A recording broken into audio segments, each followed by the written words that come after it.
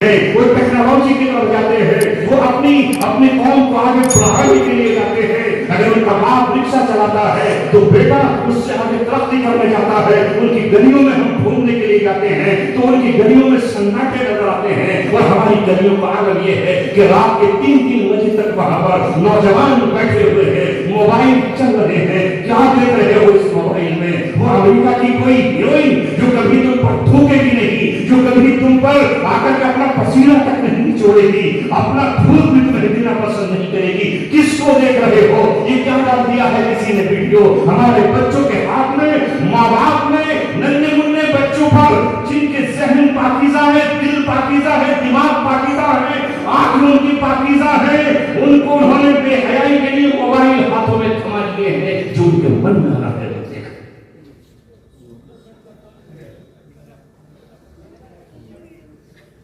کدھر جائیں؟ معاشرے کی اصلاح کی آغاز کہاں سے کریں؟ کیا کیا بتائیں آپ کو؟ کیوں نظر نہیں آتے ہمارے بچے؟ پڑھنے کی طرف نہیں، ہنر کی طرف بھی نہیں۔ ماں باپ مجبور ہو گئے، مجبوری بھی کچھ نہیں ہے۔ آج ہم نے اپنے تباہی کا خود فیصلہ کر لیا ہے، اور اللہ تبارک و تعالیٰ کہہ رہا ہے ان اللہ لا یغیر ما بقوم حتی یغیروا ما بانفسہم۔ اللہ تبارک و تعالیٰ کسی قوم کی حالت کو اس وقت تک نہیں بدلتا جب تک وہ خود اپنے آپ کو نہ بدل لے۔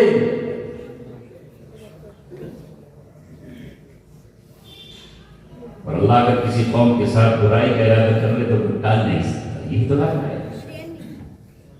ہائے یہ قرآن جسے پڑھنا چاہیے تھا، جو روح کی غذا ہونی چاہیے تھی، جو دل کا سکون ہونا چاہیے تھا، جو بے قرار دلوں کا قرار ہونا چاہیے تھا۔ الا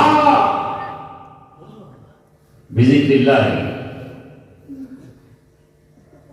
تطمئن القلوب، خبردار دلوں کا سکون قائم ہے اللہ کی یاد میں۔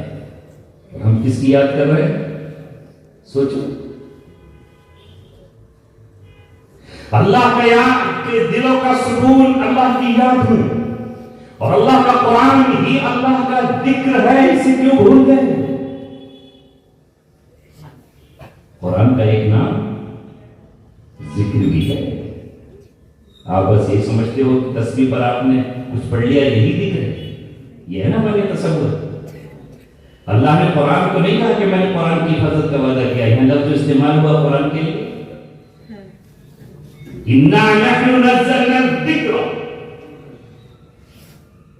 ہم نے ذکر کی حفاظت کا وعدہ کیا، اور ذکر سے مراد قرآن ہے۔ قرآن سے بڑا کون سا ذکر ہو سکتا ہے؟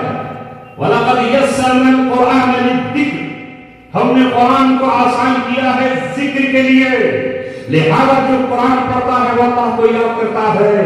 ہر آیت میں اللہ تبارک و تعالیٰ کا نام موجود ہے، کسی نہ کسی طرح سے اس کا حکم موجود ہے، کہیں اس کی صفت موجود ہے، کہیں اس کی شان موجود ہے۔ اللہ تبارک و تعالیٰ کا ذکر قرآن میں ہے، مگر آج کی یہ امت مسلمہ، ہمارے بچے قرآن کو چھوڑ کر کس کا ذکر کر رہے ہیں؟ آپ ذرا دیکھیے تو صحیح، کون ہے محبوب؟ کون بیٹھا ہے دل میں؟ تو میں عرض کر رہا تھا ان اللہ لا یغیر ما بقوم حتی یغیروا ما بانفسہم، کسی قوم کو لا یغیر ما بقوم نہیں تبدیلی کرتا، اللہ نہیں بدلتا کسی قوم کو جب تک خود نہ بدلتا۔ ایک تو اس کا مفہوم آپ کو ہے جو سنتے ہیں کہ اگر ہم اپنے حالت کو سدھارنے کی کوشش کریں گے تو اللہ سدھارے گا۔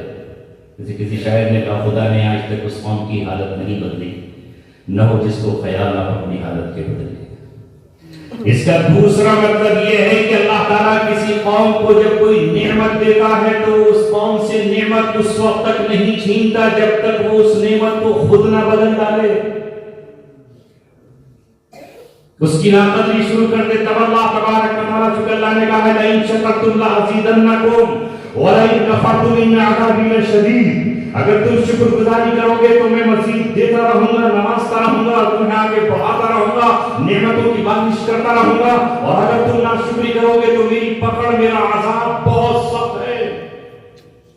ذلك بأن الله لم يكن مغيرا نعمة أنعمها على قوم حتى يغيروا ما بأنفسهم۔ قرآن کی ایک آیت دوسری آیت کی تفسیر کرتی ہے۔ اس آیت کی تفسیر یہ آیت کر رہی ہے کہ اللہ کی سنت نہیں ہے، اللہ کا طریقہ نہیں ہے، اللہ کا ضابطہ نہیں ہے کہ اللہ تعالیٰ کسی قوم کو کوئی نعمت دے اور پھر اس سے وہ نعمت چھین لے تاکہ وہ قوم خود اس نعمت کی ناقدری کرے، اسے بدل جائے۔ اور اس کی میں مثال دیتا ہوں۔ آپ نے اپنے بچے سے، آپ کو محبت ہے اور اس نے آپ سے مطالبہ کیا کہ ابا جان مجھے عید پر کھلونا لا کر کے دے دیجیے۔ چھوٹا بچہ ہے، آپ نے اس کو کھلونا لا کر دیا، قیمتی کھلونا ہے، مگر بچے نے اس سے 1-2 منٹ کھیلا اور اس کے بعد اس نے اسے توڑ کے زمین پر پھوڑ کے برابر کر دیا۔ تو اب آپ کو ایک دم غصہ آئے گا، اتنا قیمتی کھلونا لا کر دیا، اس نے کھیلنے کے بجائے توڑ پھاڑ کے ٹکڑے کر دیا۔ تو اب آپ اسے بہت جلدی دوسرا کھلونا نہیں دیں گے، وہ مطالبہ بھی کرے کہ ابا دوسرا لا کے دے دیجیے، بلکہ ہوگا یہ کہ اس کی ایک شٹاف سے تھپڑ۔ آپ نے اس نعمت کو قدر نہیں کی۔ سب کچھ دیا تھا اللہ تبارک و تعالیٰ نے، مسلم قوم تمہیں، مگر تم نے اللہ تبارک و تعالیٰ کی نعمت کی قدر نہیں کی۔ چاہے ماضی کا ورق اٹھا کر دیکھو اور آج کا وقت دیکھو، آج اگر تم غلامی کی زنجیریں پہنے ہوئے ہو اور کوئی نہ مشرق سے نہ مغرب سے تمہاری زنجیریں کھولنے کے لیے آئے گا اور نہ آتا ہوا نظر آ رہا ہے، اس کی وجہ یہ ہے کہ اللہ نے تمہیں سب کچھ دیا تھا، کیوں چھن گئی تمہاری بادشاہت، کیوں ختم ہو گیا تمہارا غور و دبدبہ، کیوں نکال دیے گئے تم اپنے قلعوں سے، کیوں تمہیں بند کیا گیا رنگور کے قلعوں میں، انگریز تم پر آ کر کیوں مسلط ہوا، 7 سمندر پار سے آ کر اس نے تمہاری اینٹ سے اینٹ بجا ڈالی، کیوں مارا تھا وہ، کون اسے لے کر آیا تھا، اس سے پہلے کی تاریخ اٹھا کر کے دیکھیے، جب بغداد میں اور ان کے مصر اور شام میں لوگوں نے شرابوں کے جام پینا شروع کیے اور زناکاری کی طرف آئے اور محلوں اور عمارتوں کو تعمیر کرنے لگے، اللہ کی کتاب کو پس کچھ ڈال دیا، تو اللہ تبارک و تعالیٰ نے پھر ان پر وحشیوں کو، جنگلی درندوں کو، منگول قوم کو چنگیز خان اور ہلاکو خان کی شکل میں ان پر مسلط کیا، جنہوں نے ان کو تاراج کر کے ڈال دیا، ان کی عصمتیں لوٹی، ان کو بیابو کا ڈالا، خون کے پشتے کے پشتے لگا دیے، ان کی دعائیں پھر کامیاب نہیں ہوئی، اور یہاں تک کہ اس قدر انہوں نے ان کا قتل عام کیا کہ بغداد کی، مصر کی، شام کی اینٹ سے اینٹ بجا ڈالی۔ یہ اللہ تبارک و تعالیٰ کی سنت ہے، جب کوئی قوم اللہ تبارک و تعالیٰ کی باغی ہو جاتی ہے تو پھر اللہ تبارک و تعالیٰ اسے عذاب دیتا ہے، دنیا میں تھوڑا عذاب دیتا ہے، وَلَنُذِيقَنَّهُم مِّنَ الْعَذَابِ الْأَدْنَىٰ دُونَ الْعَذَابِ الْأَكْبَرِ لَعَلَّهُمْ يَرْجِعُونَ۔ ہم دنیا میں چھوٹا عذاب دیتے ہیں بڑے عذاب کے مقابلے میں تاکہ وہ پلٹ آئے۔ تمہارے پاس سب کچھ تھا؟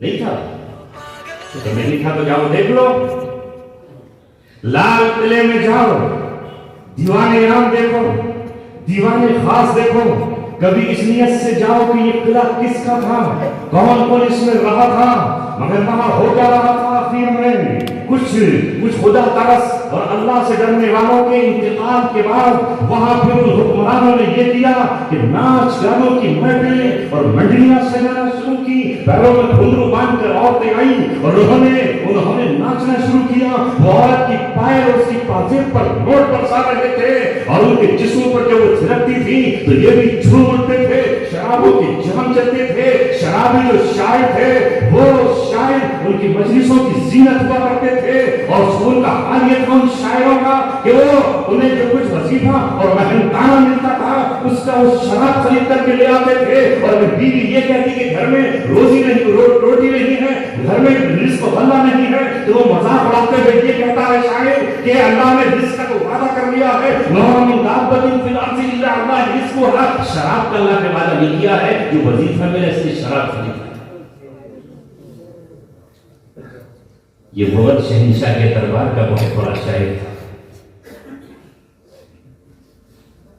شاعر بڑا یہ اسلام آیا تھا، اس نے زمانے جاہلیت کے تمام شعراء اور شاعروں کے مقابلے میں قرآن پیش کیا تھا، اگر کوئی مجلس گرم کرنا ہے تو قرآن پڑھو، اگر دلوں کو نورانی بنانا ہے تو قرآن پڑھو، اگر سکون قلب حاصل کرنا ہے تو قرآن پڑھو، یعنی قرآن پڑھا جائے یا محمد صلی اللہ علیہ وسلم کی شان اقدس میں کچھ نعت کچھ قصیدے کہے جائیں، مگر یہ ہمارا جب یہ حال ہوا تو اللہ تبارک و تعالیٰ نے پھر انگریزوں کو مسلط کر دیا اور پھر انہوں نے آ کر کے اینٹ سے اینٹ بجا ڈالی، اور اس دن سے لے کے ہم ہیں کہ سنبھلنے کا نام نہیں لے رہے، یہ امت اجتماعی طور پر گناہ کر رہی ہے، انفرادی طور پر نہیں، اور جب کوئی قوم اجتماعی گناہ کرتی ہے تو اللہ تبارک و تعالیٰ اسے عذاب بھی اجتماعی دے گا۔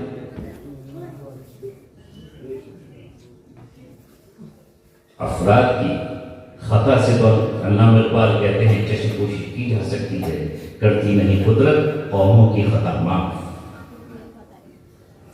جب پوری کی پوری قومیں گناہ کر رہی ہوں اور خطاؤں پر خطائیں کیے جا رہی ہوں تو اللہ تبارک و تعالیٰ میں کیسے معاف کرے گا؟ آج اجتماعی گناہ پوری قوم کا ہے، کوئی نہیں انل منکر کرنے کو تیار نہیں ہے۔ مسلمانوں کی شادیوں کو لے لیجئے، یہ لفظ شادی کہاں سے آیا ہے؟ قرآن اور حدیث میں تو لفظ نکاح ہے، وَأَنكِحُوا الْأَيَامَ مِنكُمْ حَتَّى إِذَا بَلَغُوا النِّكَاحَ، لفظ نکاح غلوبت کے لیے استعمال ہوا اور جوڑوں کو النکاح من سنت، یہ اردو کا لفظ شادی لے کر آئے، اور اس شادی کو ہم نے کہاں سے جوڑا؟ کون سی رسمیں ہیں ذرا بتاؤ تو صحیح۔ تمہارے نبی نے حجۃ الوداع پر کہا تھا میں نے زمانے جاہلیت کی ساری رسموں کو اپنے پیروں کے نیچے مسح ڈالا ہے، وہ رسمیں ختم ہیں، اب تمہارے لیے محمد صلی اللہ علیہ وسلم کی سنت ہے، علیکم بسنتی وسنت الخلفاء الراشدین المہدیین وعضوا علیہا بالنواجذ۔ اللہ کے رسول کہہ رہے ہیں میں تمہارے بیچ اپنی دو چیزیں چھوڑ کر جا رہا ہوں۔ اللہ کے رسول فرما رہے ہیں تم پر میری سنت فرض ہے، واجب ہے، اور میرے خلفائے راشدین کی سنت واجب ہے۔ میرے خلیفاؤں نے جو طریقہ اختیار کیا ہے اس طریقے کو تمہیں پکڑنا ہے۔ وعضوا علیہا بالنواجذ، ان دانتوں سے پکڑنا ہے جو نوکیلے دانت ہیں، انہیں چھوڑنا نہیں ہے۔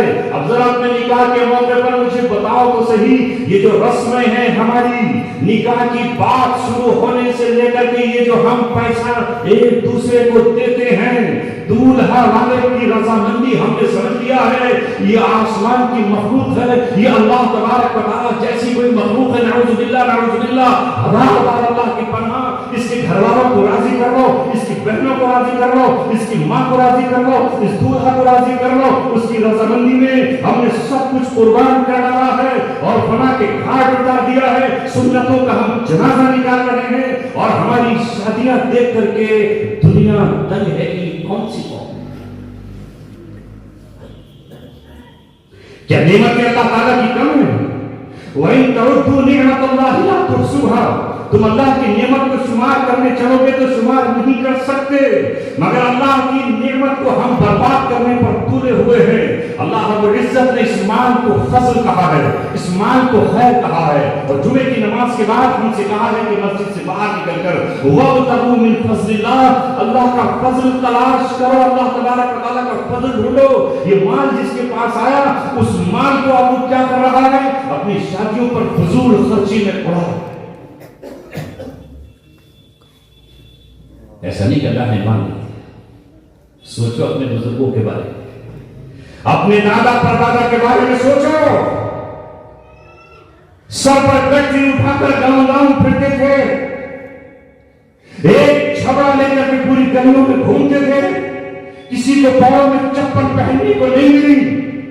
کتنی ماں اور دادیوں نے گاؤں کے بیچ اور شہر کے بیچ کنویں سے رات کے اندھیروں میں پانی بھرا ہے، کھیتوں میں پانی تک نہیں تھا، پھیکڑیوں سے کھیتوں کو سیراب کیا جاتا تھا، پھر اس کے بعد میں رہ آئے تھے۔ آج قدم قدم پر اللہ تبارک و تعالیٰ نعمتیں، چلنے کو سائیکل نہیں ہوا کرتی تھی، پیدل پیدل چلتے پیروں میں چھالے اور آگے پڑ جاتے تھے۔ یہ زندگیاں تھی، مکانوں کو چھپر بچھانے کے لیے گنے کی پتی تک نصیب نہیں ہوا کرتی تھی، لوگ کھیتوں پر جایا کرتے تھے اور کھڑے رہتے تھے انتظار میں کہ جب کھیت کٹے گا اس میں سے جو بالیں گریں گی وہ ہم اٹھا کر اپنے گھر لے جائیں گے، اور وہ ان کے گھر جاتے تھے، وہ اوکھلی میں گیہوں یا धान कूटे जाते थे तो शाम को चूल्हा जलता था और रोटियां मिला करती थी।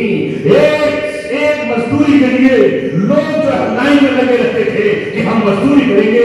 आज अल्लाह तबारक व तआला ने साइकिल का जमाना खत्म कर दिया, मोटरसाइकिल से हम कारों पर आ गए, कारों से एयर कंडीशन कारों में आ गए। हमारे घरों में क्या हाल था, घर में कोई पेड़ होता था उसके नीचे बैठे हुआ करते थे, रमजान के रोजे कटते नहीं थे, पानी के नीचे सर हुआ करता था। लेकिन आज घरों में एयर कंडीशन लगे हुए हैं। अल्लाह की ये नेमतें इस दौर में इसकी नौजवानों को मिल रही है, मगर बगावत का ये अमल है इस वक्त कि निकाह और शादी के मौके पर अगर देख लो तो फिर उस वक्त शैतान को राजी करने के लिए कोई डीजे बजा रहा है, कोई नाच रहा है, लड़कियां भी नाच रही और लड़के भी नाच रहे। तुम दूसरों की बहनों की हिफाजत क्या करोगे? बेहयाई का ये आलम। मैं मुबारकबाद देता हूं आपके इन इमामों को, और हमारी आवाज जहां तक जा रही है रहने वाले इमामों, इन इमामों से सबक हासिल करो जिन्होंने ये पाबंदी आयद की है कि अगर किसी महफिल में नाच गाना हो या खाना स्टैंडिंग होगा तो उसमें शिरकत नहीं करेंगे और निकाह मस्जिद में पढ़ाएंगे। ये भी काबिल मुबारकबाद है। और बस्ती वालों तुम भी मुबारकबाद हो कि तुमने निकाह मस्जिदों में किए हैं, लेकिन आप शादी हालों का जरा हाल तो देखो वहां पर क्या हो रहा है। कभी बिजनौर के गांव का वाकया हुआ, वीडियो है उसकी वायरल। मैं उस गांव में गया और वहां के इमाम साहब ने बताया जिस लड़के का निकाह वो अपनी खाला के हाथ पकड़ के कह रहा है कि नाच, और उसकी उम्र 40 से ऊपर है खाला की, और वह तमाम लड़कियां खड़ी हुई और गाने बजे। सुनो, उसने नाचना शुरू किया। भूल गए कि अल्लाह की जात भी है, फरामोश कर दिया कि वो अजीजुल ज़ुल्तिकाम भी है। भूल गए ना रब्बका लबिल मिरसाद, वो जो भी पकड़ने पर आए तो आए, फजाओं में पकड़ ले, हवाओं में पकड़ ले, दरियाओं में पकड़ ले। उसने नाचना शुरू किया, नाचना शुरू किया। थोड़ी ही देर के बाद मलकुल मौत को अल्लाह ने भेजा और उस पर अटैक करा, जमीन पर गिरी और खत्म। न मुंह से कलमा निकला, न अल्लाह निकला, ना छुड़ाना ही तो था। सोचो, लेकिन उसके बाद वाला जो वाकया है वो आपके दिलों को दहला देगा। ये हादसा होने के बाद भी जब बारात जाती है तो उसमें आतिशबाजी छोड़ी गई, वापसी पर भी आतिशबाजी छोड़ी गई। ये है दिलों की गफलत का आलम, और ये मुसलमान हैं। जमीन पर जो फैसले हो रहे हैं वो अल्लाह तबारक व तआला हमारे अमाल की बुनियाद पर आसमान से भेज रहा है। हालात यूं ही तब्दील नहीं हो रहे। मैंने अर्ज किया था कि हमारे पास तो सब कुछ था, मगर आज सब कुछ हमने लुटा दिया। क्या इस उम्र के पास माल कम है, दौलत कम है? आप अपनी बस्ती में इस्लाह की कोशिश करो। इस्लाह का ये मतलब नहीं है कि जलसा इस्लाह कर जाएगा। मैं खून में नहाकर बेगत तकलीफ कर जाऊं तो उसका सब क्या होगा? अमल की कोशिश कीजिए। सहाबा ने अमल किया। जब उनसे कहा गया कि पर्दा करो, वक़र्ना फी बुयूतिकुन्ना वला तबर्रजना तबर्रुजल जाहिलियतिल ऊला, तुम्हारे अपने पैरों की पासे में निकाल दी, बाहर नहीं निकली हो। जब उनसे कहा गया युदनीना अलैहिन्ना मिन जलाबिबिहिन, ऐ नबी तुम्हारी बेटी, तुम्हारी बीवियां और मुसलमानों की औरतें पर्दा करें, तो अहले मक्का और मदीना ने उसी वक्त अपने सरों पर चादरें डाल ली और लपेट लिया अपने आप को और चेहरों को ढांप लिया। बस महज एक आंख उनकी खुला करती थी। वो कौन थे? वो ये कह सकती थी कि हमारे दिल पाक है। वो ये कह सकती थी हम नबी की घरवालियां हैं, पूरी उम्मत की माएँ हैं, हमसे निकाह हराम है नबी की वफात के बाद भी।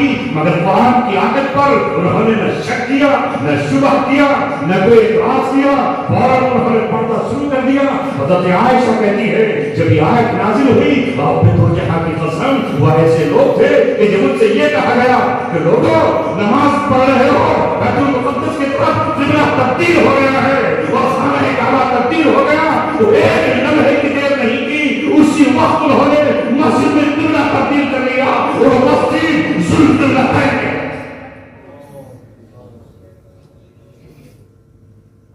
ये देर नहीं की कि सलाम फेर के अगली नमाज जो है वो किबले की तरफ। शराब के मौके पर उन्होंने ऐसे किया, पर्दे के मौके पर भी ऐसे किया।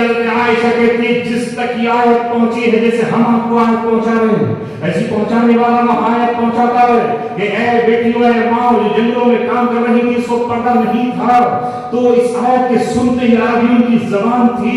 अब आयशा कहती है जिसके सर पर दुपट्टा नहीं था, उसने अपनी ओढ़नी उठाई, उस सर पर दुपट्टा डाल लिया, और जिसके गले में खेत पे काम कर रही थी, पट्टा बांधकर अपनी ओढ़नी था, उसने गले से अपनी कमर से पट्टा खोला और सर पर ढांप लिया इस आयत के हुक्म को पूरा करने के लिए। और जो इस गुर्बत के आलम में थी कि उसके पास दुपट्टा और ओढ़नी तक नहीं थी, उसने जाकर वक्त के पत्ते तोड़े और पत्ते तोड़कर अपने सर पर रखकर और अपने चेहरे पर रखकर ये कहा, अल्लाह, मैं अपनी गुर्बत की दुहाई तुझे देती हूँ, अगर कपड़ा होता तो कपड़े से अपने आप को ढांप लेती, मगर मैं पत्तों से अपने जिस्म को छुपाती। बताओ मुझे नौजवान, तुमसे अगर ये कहा जाए कि आज ये ऐदो पैमान करो कि हम शराब और नशा नहीं करेंगे, अगर अब तक कर लिया है तो तौबा करेंगे, मगर आप कहां सुनने के लिए तैयार हो? अगर आपसे ये कहा जाए कि ये निकाह में तुमने जहेज की डिमांड रखी है और ये तुम जहेज मांग रहे हो और खुशी खुशी जहेज दे रहे हो, ये किस नबी की सुन्नत है? ये किस सहाबी की सुन्नत है? ये किस वली की सुन्नत है? मुझे बताओ तो सही। नबी की 4 बेटियां हैं, उनका निकाह किस तरह हुआ है? अबू बकर सिद्दीक का निकाह किस तरह हुआ है? बताते क्यों नहीं? ये रस्में कहां से लेकर आ रहे हो? लड़के को भी रोक के रखना, इस पर पैसे कि ये भैंसा है होगी ना, कोई और ना खरीद ले इसे, जल्दी से रोक लो, लगा दो दाम। ये बछड़ा है, इसे बेच दीजिए, कोई और ना खरीदे। ये किस बात के पैसे दे रहे हो? मंगनी पर पैसा। ये वे लड़के वाले 10,000 10,000 10,000 10,000 बांट रहे, 20,000 लड़के को 1 लाख 5 लाख, ये तो बहुत थोड़े बता रहा हूं गरीबों में। किस नियत से? वो जो लौटाकर घर वाला लड़की वाला देगा तो डबल डबल करते, और अगर उसने वैसे ही लौटा दिए तो फिर क्या होगा? रिश्ता हो जाएगा, सारे जमाने में उसकी इज्जत नीलाम कर दी जाएगी। जो हमने दिया था वही वापस कर दिया। ये है मुसलमानों, तुम्हारे नबी ने कहीं कहा निकाह को हमने इतना बड़ा बोझ बना दिया और इसको फजूल खर्ची का जरिया बनाया। क्यों कर रहे हो उस पैसे को? एक तरफ हमारे समाज में आलम ये है, अपनी अपनी बस्ती देख लो, अपने अपने महल्ले देख लो, मैं दूर की बातें नहीं कर रहा हूं, तो अपनी बस्ती में और गांव कलियों में ऐसे लोग मिल जाएंगे जिनके पास एक ईंट लगाने के लिए रुपया तक नहीं है, दरवाजा लगाने के लिए लकड़ी तक मैसर नहीं है, छत डालने के लिए टीन तक मैसर नहीं है, टूटी हुई टीन में रह रहे हैं। कितने बीमार हैं जिनकी खांसी उठ रही है और दवा के पैसे नहीं है, कितने टीबी के मरीज हैं, बच्चे छोटे हैं, इलाज नहीं हो पा रहा है, कितने मासूम हैं जिनकी पढ़ाई का इंतजाम नहीं हो पा रहा है। तुम्हारी कौम के बच्चे पिक्चर लगा रहे हैं, दुनिया तुम्हें मुंह चुरा रही है, वो सच्चाई बयान कर रही है। तुम्हारे बच्चे पीछे क्यों नहीं लगाएंगे कि बाप कमाने के लायक नहीं होगा और जो भाई भी बड़ा नहीं होगा।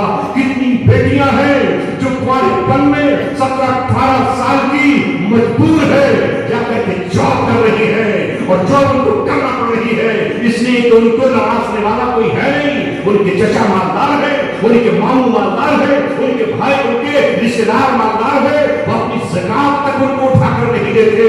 ये लड़कियां नौकरी करने जाती हैं, जहां ऑफिसों में उन पर कौन सी नजरें पड़ती हैं और न जाने कितनी तो अपनी किस्मतें गवा। वो कौन जो शादियों पर अपने पैसे लुटा रही हो, मांग रही हो, نکاح ہوا سر کتنے روپے ملے؟ 8 لاکھ روپے، تو بہت تھوڑے. میری نالج میں نکاح سے 3 دن پہلے لڑکے والا کہتا ہے 18 لاکھ روپے رکھ دو نقد ورنہ رشتہ ختم.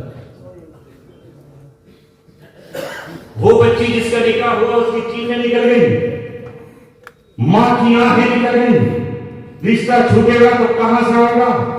یہ 18 لاکھ روپے وصول کیے گئے. یہ غریب نہیں ہے، غریب مان لے تو صبر آتا ہے، لیکن یہ بھی امیر ہے. یہ ہمارے نکاحوں کا عالم چل رہا ہے. وہاں میں ابھی گیا، وہاں پر ایک گاؤں ہے شمسپور ایٹا میں. وہاں پر مجھے بتایا گیا یہاں شیشے کا کاروبار ہے، لوگوں کے پاس بہت مال ہے، تو وہ نکاح سے 1 دن پہلے 2 دن پہلے جا کر کے بتائیں گے کل نکاح ہے، اس پر بھی 1.5-2 لاکھ روپیہ دیں گے. یعنی وہ انہیں یاد ہی نہیں ہے. پیسے لٹانے کے بہانے ڈھونڈ رہے ہو اور پھر کہتے ہو کہ تمہاری قوم کے پاس کیا ہے. میں نے اس دن کہا، پھر کہتا ہوں تمہارے پاس کیا ہے؟ یہ علماء ہیں، یہ تو چند تمہارے روٹیوں کے ٹکڑے، سوکھے ٹکڑے کھا کر کے عالم بن گئے ہیں. یہ تو ایک مٹھی اور چٹکی بھر کھا کر کے عالم بنے ہیں. ان کو بستر نصیب کہاں ہوئے؟ یہ چارپائی انہیں نصیب کہاں ہوئی؟ زمین پر لیٹ کر کے عالم بن گئے ہیں. انہیں پنکھے کہاں نصیب ہوئے؟ یہ عالم بن گئے ہیں. لیکن تمہارے پاس تو دنیا میں بھی کچھ نہیں ہے. تم اپنا بتاؤ تمہارے پاس کون ہے؟ تم کہتے ہو ہمارے پاس ہندوستان میں مسائل ہیں، لیکن ان مسائل کو حل کرنے کے لیے بتاؤ. جب تمہارا کوئی بڑے سے بڑا مسئلہ آتا ہے، ابھی وقف بورڈ کا مسئلہ آیا، جب یہ چل رہا تھا وقف بورڈ کا مسئلہ، تو اس کو سپریم کورٹ میں جب پیش کیا گیا تو اسے لڑنے کے لیے بتاؤ کون تھا تمہارے پاس؟ جو پرنسپل. ایسے کہتے ہو سینا خان کے 30 کروڑ 30% ہے، 35% ہے، ہندوستان میں اتنے ہیں. کیا ہے تمہارے پاس؟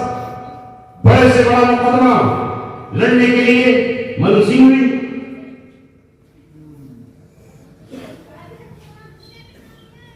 تمہارا اپنا مقدمہ لڑنے تمہاری عورت کہاں ہے؟ کم سے کم جنگ آزادی کے ٹائم میں تمہارے پاس ایسے وکلاء تھے، اور اگر ہمارے پاس کوئی وکیل ہے بھی تو وہ ملت کے لیے کہاں ہے؟ انسانیت کے لیے کہاں ہے؟ وہ کسی غریب و کمزور کے لیے کہاں ہے؟ لٹیرا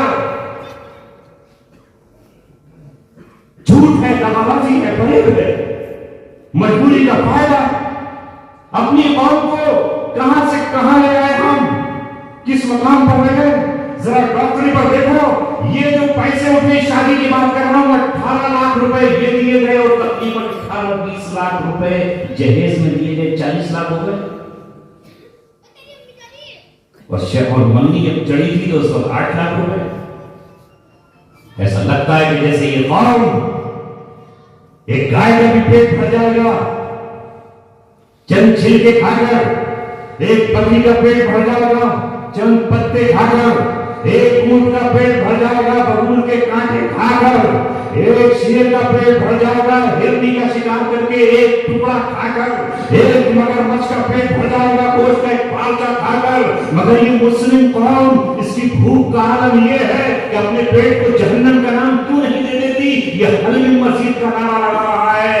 ہر وقت یہی ہے کہ ہماری بارات کو کیا دو گے؟ وہ سیل کے کباب تو ہونے چاہیے، وہ مرغ کباب تو ہونا چاہیے، چکن فرائی تو ملنی ہی چاہیے، آئس کریم 5 رنگ کی تو ہم پر ہونی ہی چاہیے، یہ روٹی یہ ہونی چاہیے، وہ ہونی چاہیے، وہ ہونا چاہیے. میں یہ کہہ رہا ہوں یہ 40 لاکھ روپے اگر لڑکے والا اپنے لڑکے پر خرچ کرتا اور ہندوستان سے باہر کسی ریاست میں بھیج کر اپنے بچے کو ڈاکٹر بناتا تو یہ کم سے کم ایک ڈاکٹر بن کر چلا آتا. یہ ملت کا ایک ڈاکٹر تو ہوتا کم سے کم. اگر تمہارا رشتہ دار کوئی مریض ہوتا تو یہ اس کا آیوشمان کارڈ تو بنوا دیتا.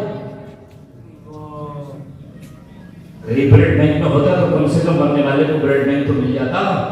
دنیا کی قیادت کے لیے اللہ تبارک و تعالی نے آپ کو بھیجا، مگر آج آپ کہاں ہو، کس مقام پر ہو، اس کا حساب لیا جائے گا. ایک ایک پیسے پیسے کا حساب دیا جائے گا. اپنی شادیوں کو بالکل سادہ کرو, بالکل سادہ کرو, اور یہ کہو کہ ہم بارات نہیں لے کر جائیں گے. اللہ کا شکر ہے روزانہ اللہ نے ہمارے دسترخوان پر کھانا رکھا ہے اور کوئی روپیہ خرچ نہیں ہوا. اسی ہندوستان میں پالن پور کا سفر کرنا, جہاں کے مولانا محمد عمر پالن پوری تھے, جہاں کے دارالعلوم کے شیخ الحدیث مفتی سعید پالن پوری رحمت اللہ علیہ تھے, ان کی برادری مومن برادری ہے. آپ پالن پور جانا, ان کی پوری برادری میں یہ نیام, یہ نظم ہے, یہ نظام ہے کہ کوئی شخص ایک برتن بھی لڑکی والے سے نہیں مانگ سکتا. پانی کا گلاس تو پی لے گا, اس کے علاوہ کوئی چیز. وہ قوم ترقی کیوں نہیں کرے گی؟ پالن پور سے لے کے بمبئی تک پوری شاہراہ پر اگر ہوٹل کسی کے ہے تو انہی مومن برادری کے ہیں. یہاں سے لے کے وہاں تک, اور ہر ہوٹل پر نماز کا نظام ہے, ہر ہوٹل پر صفائی و طہارت کا نظام ہے. جو قوم اپنے پیسے کو بچائے گی وہ ترقی کیوں نہیں کرے گی؟ ان کے بچے ترقی کیوں نہیں کریں گے؟ آپ اپنے پیسے کو اپنی ذات پر ہی خرچ نہیں کر رہے, نام نمود پر لٹا رہے ہو. یہ میرے بیٹے کا ولیمہ ہے, بارات تو کم لے کر جا رہا ہوں, لیکن ولیمہ 2000 لوگوں کا. کیوں؟ اب وہ دور نہیں ہے, بیشتر لوگ اپنے گھر کھا رہے, اس میں سے پیسے بچا دیتے. اگر اسی میں جا کر یہ کہیں ہم یہ غریب کا بچہ ہے, نیٹ کلیئر کر سکتا ہے, یہ قوم کے لیے ایک سیوک بن سکتا ہے, یہ غریب کا بچہ ہے, حافظ قرآن ہو گیا ہے, اگر آگے بڑھائیں تو مفتی وقت بن سکتا ہے, قاضی وقت بن سکتا ہے, اپنی قوم کا رہبر و رہنما بن سکتا ہے. میری قوم کے تیرے پاس کچھ پیسے ہیں تو قوم کہے گی مولانا صاحب 100 روپے کی رسید کر دو. ہم نے اپنے آپ کو اس مقام پر لے آئے جہاں ہاتھ پھیلا کر کے اپنی قوم کی اصلاح کی بات کر رہے, تو آپ کے پاس تو تھوکنے کے لیے بھی کچھ نہیں ہے. بتاؤ تو صحیح, دنیا کی قوموں کو کیسے پیغام دو گے اپنے دین کا جب تمہیں انگریزی نہیں آئے گی؟ تبلیغی جماعت اگر امریکہ میں جائے گی, فرانس میں جائے گی, برطانیہ میں جائے گی, کہ کوئی دعوت دینے کے لیے ممالک میں جائے گا تو ان کی زبان میں بات کرے گا یا ہندی میں؟ وہ کہاں سیکھو گے؟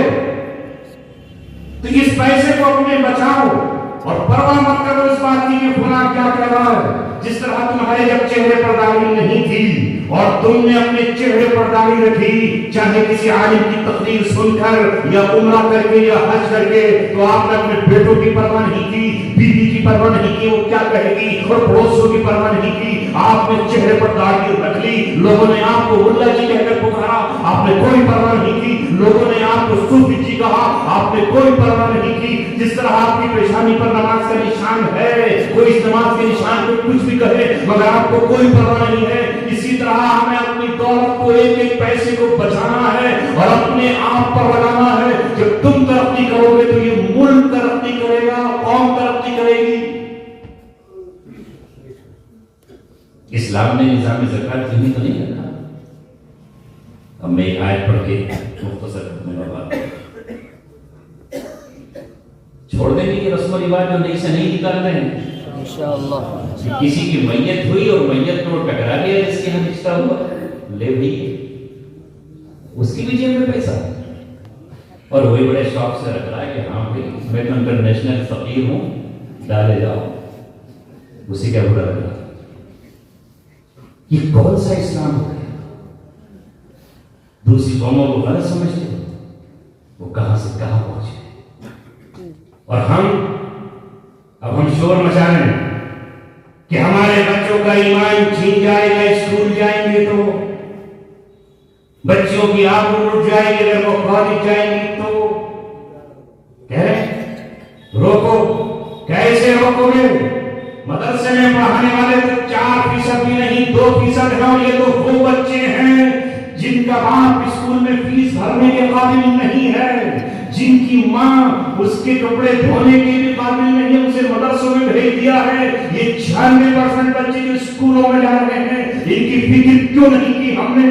ہم اس پیسے کو بچاتے اور ہماری یونیورسٹیاں ہوتی, ابھی ہمارے ملک کا تانا بانا بہت مضبوط ہے اور ابھی بھی یہاں آشتی موجود ہے.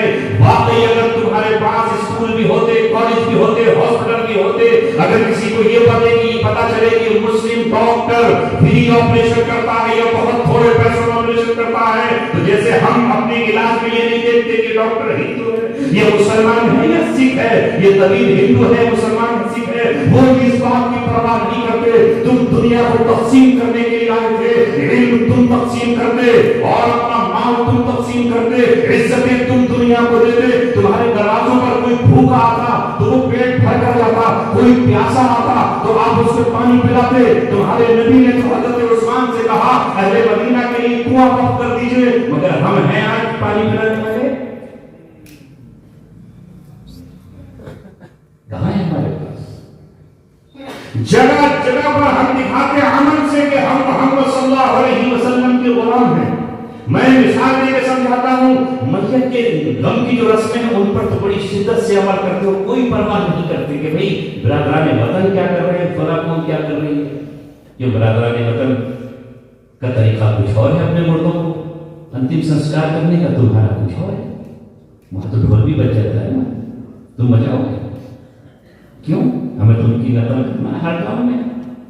اگر وہ کھڑے ہو کر کھائیں تو ہم بھی کھڑے ہو کر کھائیں گے۔ یہ 4 پیسے کیا ہے؟ اللہ تعالیٰ سے بغاوت کا اعلان کرنا شروع کر دیا۔ یاد رکھنا اگر ایمان ہے اللہ تبارک و تعالیٰ پر تو قیامت میں اللہ پوچھ کر رہے گا۔ اللہ نے فرمایا ثم لتسألن یومئذ عن النعیم، اس دن نعمتوں کے بارے میں تم سے سوال کیا جائے گا کہ تمہیں ہم نے نعمتیں دی تھی ان کا کیا حق ادا کیا۔ مال کے بارے میں 2 سوال ہوں گے، من این اکتسب، کہاں سے کمایا ہے، وفیما انفق، اور کہاں پر خرچ کیا ہے۔ بچو گے نہیں، اگر مال کو حرام میں خرچ کیا ہے تو بچ نہیں پاؤ گے۔ اللہ تعالیٰ اس کا حساب لے کر رہے گا، کمایا کس طریقے سے، حلال یا حرام۔ آج کمانے میں بھی ہم نہیں دیکھ رہے اور لٹانے میں بھی نہیں دیکھ رہے ہیں۔ ہم نے عالم یہ کر دیا ہے کہ آج یہ جو کہتے ہو کہ بھئی ارتداد کی ہوا چل رہی ہے اور مسلمانوں کی بہت ساری بیٹیاں غیروں کے ساتھ چلی گئی، یہ کیوں چلی گئی؟ اگر میرا بھائی میرا ہاتھ نہیں تھامے گا میری غربت کے وقت، میرے غم کے وقت، میرے زخمی ہونے کے وقت، اور کوئی نام مسلم آ کر کے میرے سر پہ ہاتھ رکھے گا اور کہے گا یہ رکھے ہیں آپ کے علاج کے لیے پیسے، تو میں اس کی خوشی میں شریک ہو جاؤں گا اور اپنے بھائی کو بھول جاؤں گا۔ ہم نے وہ معاملہ کیا، ہمیں 8 لاکھ چاہیے، ہمیں فارچونر گاڑی چاہیے، ہمیں کریٹر نہیں اسکارپیو گاڑی چاہیے، اور ادھر سے ڈیمانڈ یہ آئی جوانی کا عالم ہے، ہاتھ میں موبائل ہے، ماں باپ کی نگرانی نہیں ہے، وہاں سے آفر آ گئی 2.5 لاکھ روپے دیں گے، اور ادھر جوانی بھی ہے، وہ اپنا ایمان چھوڑ کر کے وقت چلے گئے۔ ذمہ دار ہم نہیں کوئی اور ہے، ہم ہیں۔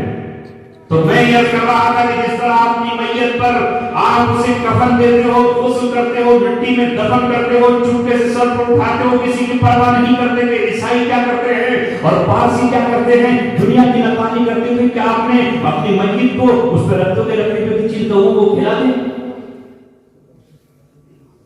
پارسی کی کرتے تم بھی کرو۔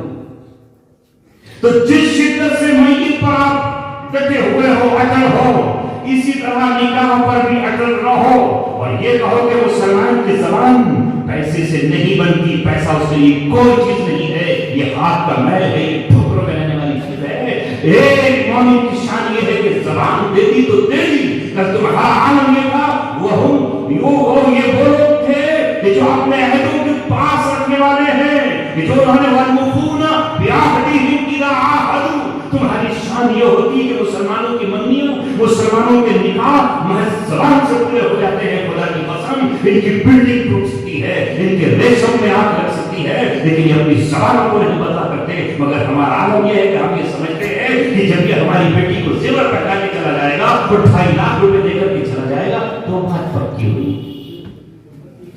کیوں صاحب؟ برادران وطن کے یہاں تو لکشمی کی پوجا ہوتی ہے نا دیوالی سے پہلے، تو تمہارے یہاں نہیں ہو رہی؟ ہمارے یہاں منگنی کو ہو رہی ہے، ہمارے یہاں شادی کو ہو رہی ہے، ہمارے یہاں ولیمے کو ہو رہی ہے، ہمارے یہاں جوتی چرانے کے لیے سالی آتی ہے تو لاؤ 2.5 لاکھ روپے۔ ارے چوری اسلام کسے یہ کہ اس رسم پر پیسے، لڑکی کی گاڑی کے خیام میں سارے ساتھ کھڑے ہو گئے لاؤ پیسے، समझी गले मिले लाओ पैसे। हमारे बचपन में तो ये होता था कि दूल्हा जब आया तो हाथ उसके धुलाने के लिए नहीं पहुंचता और वो जाकर के उसके हाथ धुलाता, लाओ पैसे। और उसके बाद वो अपने गोरख करके जाता, अपने कांधे पर जो संदूक होता है उसके कपड़ों का, लाओ पैसे। ये आलम बना रखा है मुसलमानों ने, ये रस्में हैं जाहिलियत की। एक बार इस जाहिलियत की रस्म को खत्म करके इस्लाम पर आओ। अल्हम्दुलिल्लाह तुमने एक अजीम सुन्नत को जिंदा किया है कि मस्जिद में निकाह करते हो, और दूसरी सुन्नत ये कि खड़े होकर तुम खाना नहीं खाते। इससे आगे बढ़कर इसे मिसाल बना दो इस कस्बे को, ये कहोगे इंशाअल्लाह हम अपनी शादियां सादगी के साथ हजरत फातिमा, हजरत ज़ैनब, हजरत रुक़ैया उम्मे कुलसूम की तरह इंशाअल्लाह करेंगे। इंशाअल्लाह कौन पहले करेगा? हाथ उठाए। माशाअल्लाह। जिनके निकाह नहीं हुए हैं नौजवानों, तुम अगर आ जाओ तो फिर कोई माई का लाभ तुम्हें पढ़ नहीं सकता, नहीं कर सकता। हमने आज तक सोने की अंगूठी नहीं पहनी तो किसी जबरदस्ती पहना थी कि हमारी सास पहनाई? बोलो, हमारा भी निकाह हुआ, हमारे बहनों थे, कहने लगे मैं तो हार ही डालूंगा उनके गले में। मेरे बहनों थे, हार डालूंगा। मैंने कहा हार तो नहीं पड़ेंगे इसलिए कि वो हराम है। बोले मैं शादी में आऊंगा नहीं। मैंने कहा नहीं आए, ताल्लुकात फिर भी कायम है, रिश्ता थोड़ी खत्म हो जाएगा, रिश्ता खत्म नहीं होगा। हम उनके लड़के की बारात में चले गए, अब वहां पर हम बैठे, अब वहां पर ढोलक लेके एक आ गया। अब लोगों को हम पता था कि भाई ये आए हैं मुफ्ती साहब, वहां भी हो गई, अहले सुन्नत वल जमात भी थे, बरेली ख्याल के लोग। उन्होंने ढोलक वाले को कह दिया कि लगा दे था इस पे, जाएंगे मुफ्ती साहब भागते हुए, फिर मजा रहेगा। अब आगे बजाने वाला तो मैंने कहा ठहर, कोई बोलेगा, मैंने कहा ठहर जा। अब वो हमारे जो बहनों थे वो किसी ख्याल के थोड़ा उसे इशारा कर रहे, एक आध दो तो मारते। मैंने फिर गुस्से के साथ कहा, मैंने कहा जाऊं या जरूर पा रहा हूं? अरे नहीं, ले वही पैसे पकड़ ले। इंशाअल्लाह तुम अगर इरादा करोगे, मजबूत हो जाओ, चट्टान की तरह चट्टानें चूर हो जाए, जो हो आज़मी सफर है। निगाहें मर्द मोमिन से बदल जाती हैं तकदीरें, जो हो आज़मी सफर फैला तो कट जाती हैं जंजीरें। एक एक चीज का हिसाब हमें देना है, कोई ना करे। तुम अपनी औलाद पर खर्च कर दो, मैं ये कह रहा हूं, किसी को मत तो अपनी जात पर खर्च कर दो। अल्लाह के रसूल ने फरमाया जो माल अपनी औलाद पर खर्च होता है वो भी सदका है। अपना मकान बना लो, अपनी सवारी ले लो, और अगर देना ही है तो फिर विरासत दो ना। विरासत क्यों नहीं देते? बहनों को विरासत दो, बेटियों को विरासत दो। विरासत नहीं देते, नकल वो ही की जाएगी। तो मैं एक बात कह रहा था, अल्लाह के रसूल ने फरमाया सुन्ना तुसअलुना यौमइदिन अनिन नईम। ये आयत आपने सुनोगे पर पड़ी जब 3 दिन के फाके से आप खुद हैं, अबू बकर सिद्दीक फाके से हैं, उमर इब्न खत्ताब फाके से हैं, और मस्जिद नबी में फाके की बुनियाद पर दोपहर के वक्त में अल्लाह के रसूल आए, अबू बकर सिद्दीक आए, हजरत उमर आए। तो हजरत अबू बकर सिद्दीक से आपने पूछा, अबू बकर बताओ तुम इस दोपहर के वक्त में नमाज के वक्त तो है नहीं, मस्जिद में क्यों आए हो? तो मैंने कहा वल्लाही मा अखरजनी इल्ला अल-जूर, खुदा की कसम मुझे किसी चीज ने नहीं निकाला, मुझे भूख लेकर के आई है। फिर हजरत उमर आए तो हजरत उमर ने भी यही बात कही, वल्लाही मा अखरजनी इल्ला अल-जूर, घर में खाने को कुछ भी नहीं था, कुछ नहीं था, भूख की वजह से मस्जिद में आ गया। अल्लाह अल्लाह करके पेट भर जाएगा। उसके बाद पूछा, ऐ द्वारम के ताजदार, ऐ सरवर कायनात, ऐ फख्र रसूल, ऐ मौला कुल, ऐ हादी सुबुल, आप तो बताइए कि आप तो कहने की वाय है। तो आपने कहा वल्लाही मा अखरजनी इल्ला मा अखरजकुमा, जिस चीज ने तुम दोनों को निकाला है वही चीज मुझे निकाल कर लाई है। मेरे घर में भी खाने को कुछ नहीं था। यहाँ से आपने दोनों साथियों का हाथ पकड़ा और एक सहाबी के घर पर पहुंच गए। वो सहाबी खुशी से झूम उठे, आज मेरे यहाँ रसूल अकरम आ गए, आज तो आदम का दिलबर आ गया, आज कायनात का दूल्हा मेरे घर आया है। जल्दी से पेड़ पर चढ़े और खजूरें तोड़ने लगे। मोहम्मद सल्लल्लाहु अलैहि वसल्लम ने उन्हें खाने के लिए रोका। उस वक्त ये कहा, ऐ सहाबी कहीं ऐसा ना हो कि जोश में तू दूध बकरी को ज़िबा कर डाले। ईया का वज़ात दूर, उस बकरी को ज़िबा मत करना जिससे तेरे बच्चे बनते, क्योंकि वो जिनका सहारा था और बहुत मेहमान नवाज थे। वो तो ज़िबा कर देता जोश में। हातिम ताई के बारे में आता नहीं कि वो अपने घोड़ा ज़िबा कर दिया उसने सवारी का किसी मेहमान के लिए। और हम क्या हैं आज? जमीन बेच दो, जो बच्चों की कमाई थी वही बेटी के जहेज में जमीनें बिक तो खाई कमाई का जरिया था, वही बेच दो। जमीन का टुकड़ा था, ऐसे मकान बकाएंगे, यही बेच दो। तो अल्लाह के रसूल ने रोका कि उस बकरी को ज़िबा मत करना है, तुम्हारे बच्चों के दूध पीने का जरिया है। वो खजूरें लेकर आए, कहीं से गोश्त लेकर आए, जितने आपने खजूरें खाई उतने में आपको गोश्त बना। और गोश्त जब आप खाने को चले तो आपने गोश्त के टुकड़े में रोटी लपेटकर उन सहाबी को दिया और ये कहा कि जाओ आज हसन और हुसैन की माँ फातिमा को ले आओ, वल्लाहि लम तदुक मुंज़ सलास, 3 दिन से उसने भी कुछ नहीं। 3 दिन के फाके के बाद, इस भूख के बाद जब आपने खाना खाया तो आपने उस वक्त कहा सुम्मा लतुस्अलुन्ना यौमइदिन अनिन नईम।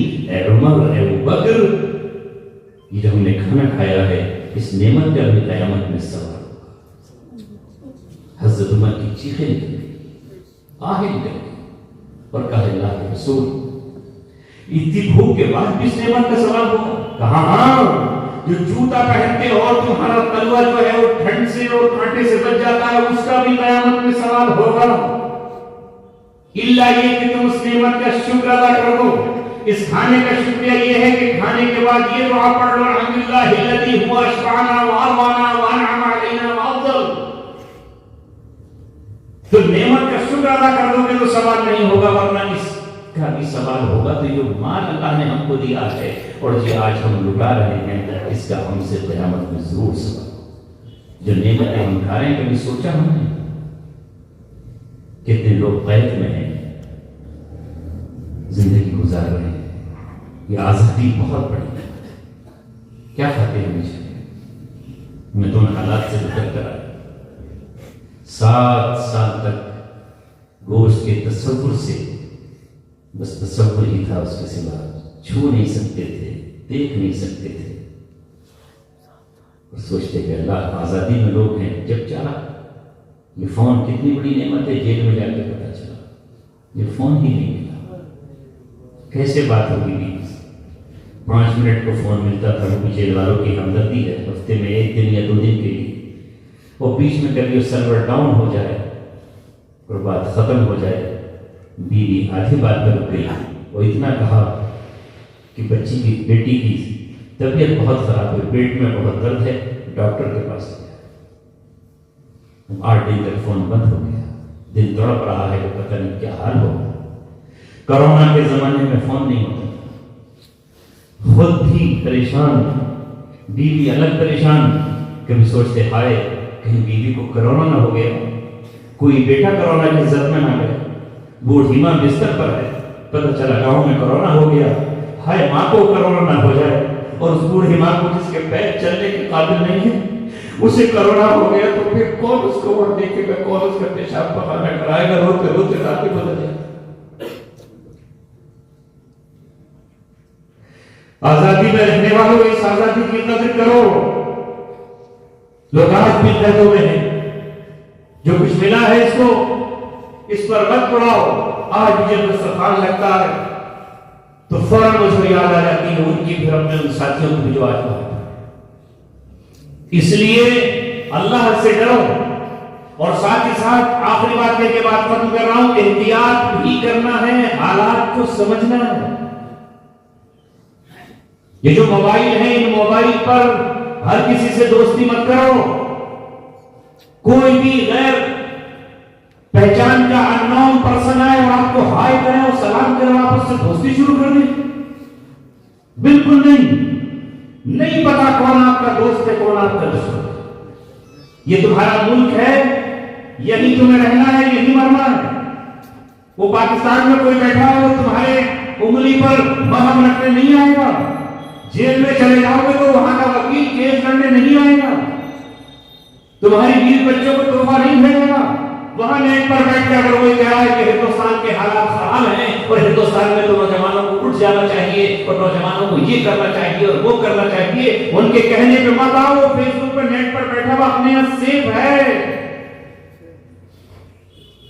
کچھ بچے اس نادانی میں آ جاتے ہیں، دیکھو میں اس تجربات سے گزرا، بظاہر تو ہمیں یہ لگتا ہے کہ بھئی سب بے گناہ، مگر یہ نیٹ کا جو سسٹم ہے، فیس بک پہ کوئی دوست بن گیا، کوئی ٹی وی پہ دوست بن گیا، ان کا تو کام ہے کر رہے ہیں، کون ہے ہمیں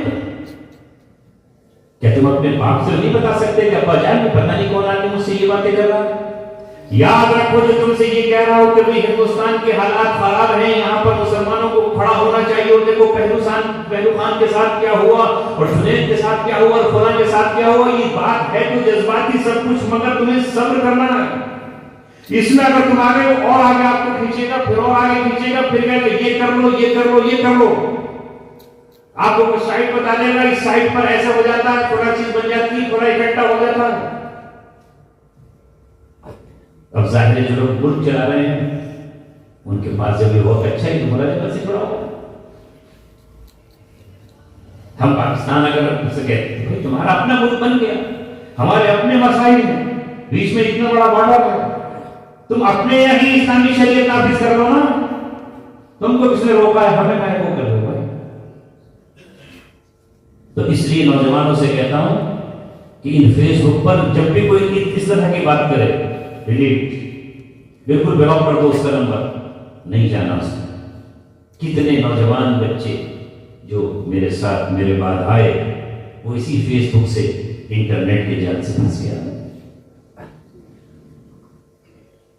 کہ صاحب ہم نے فلاں ملک کی کتابیں ڈاؤن لوڈ کر لی، فلاں عالم پرانے اس پڑوسی ملک کے بہت جذباتی تقریر کرتے تھے، ان کی تقریریں ہم سن رہے تھے، ان کی تقریریں جو ہم ایک دوسرے کو بانٹ رہے تھے۔ بالکل نہیں، ضرورت کیا ہے جب حالات ایسے ہیں؟ تمہارے نبی نے تمہیں کہا کہ کوئی اپنے نفس کو ذلیل نہ کرے۔ صحابہ نے پوچھا کہ ذلیل کرنا کیا ہے؟ تو آپ نے کہا کہ اس نفس پر اتنا کوئی ڈالے کہ اسے برداشت کرے۔ اس طرح کے جو کیس ہے اس میں آسانی سے چھٹکارا نہیں ہوتا، باپ کی جوتیاں ٹوٹ جاتی ہیں، بیوی کا حال برا ہو جاتا ہے، بچوں کی بری حالت ہو جاتی ہے، تو وہ چیز جو ملک کی بغاوت کی طرف کسی کو لے جاتی ہو اس طرف بالکل قدر نہیں ہے، جذباتی اس پر خاموش چلا جاتا ہے۔ وَاصْبِرْ عَلَىٰ مَا يَقُولُونَ، وہ جو کہہ رہے ہیں اس پر صبر کرو، وہ جو کہہ رہے ہیں صبر کرو۔ وَاهْجُرْهُمْ هَجْرًا جَمِيلًا، سب میڈیا پر ہمارے خلاف یہ چل رہا ہے وہ چل رہا ہے، چلنے دو۔ وَلَا تَسْمَعُنَّ، قرآن میں عدم کثیر تکلیف کی باتیں آئیں گی، آپ کو اپنی منزل نہیں چھوڑنی، اپنی منزل پر رہو، اپنے کام پر رہو، اپنی چیزوں پر رہو۔ یہ میری اس لیے ذمہ داری ہے کہ جب حالات ہو تو اس پر بڑوں کو سمجھانا چاہیے اپنے بچوں کو۔ اگر کوئی یہ بھی کہہ رہا ہے کہ اس وقت نکل کھڑے ہو دھرنا پردرشن میں مت جاؤ، تم نکلو گے دھرنا پردرشن کو تیار رکھنا پر فائل جیل میں ڈال دیے جاؤ گے، جو ہوگا دیکھا جائے گا، کیوں جائیں؟ کیا ضرورت ہے؟ نیٹ سے مل جائے گا ہمیں حق، کورٹ ہے، اگر کچھ کر سکتے ہو تو قانونی چارہ جوئی کر سکتے، تمہارے بڑے موجود ہیں، ان بڑوں کی سرپرستی میں کوئی کام ہو تو وہ سمجھ میں آتا ہے، وہ دانشمندی ہوشمندی کے ساتھ کرتے ہیں، لیکن کسی بھی اس پر کوئی گروپ چلا کر کے مت نکلو۔ تم اگر پتھر مارو گے تو تمہاری طرف سے انکم کی جائے گی اور ادھر سے کیا حشر ہوگا۔ تو اپنے بچوں کو جیسے میں آپ کو سمجھا رہا ہوں، ہمیں سب کو سمجھانے کی ضرورت ہے۔ بچہ اگر گھر سے دیر سے آیا ہے کہاں پر اسے رکھو، نگرانی رکھو، موبائل پر اسے سمجھاؤ کہ ایسا بیٹا ایسا ہو رہا ہے، تو ان کو بچائے، ورنہ مستقبل بھی خراب ہے اور دنیا بھی خراب ہے۔ اللہ مجھے اور آپ کو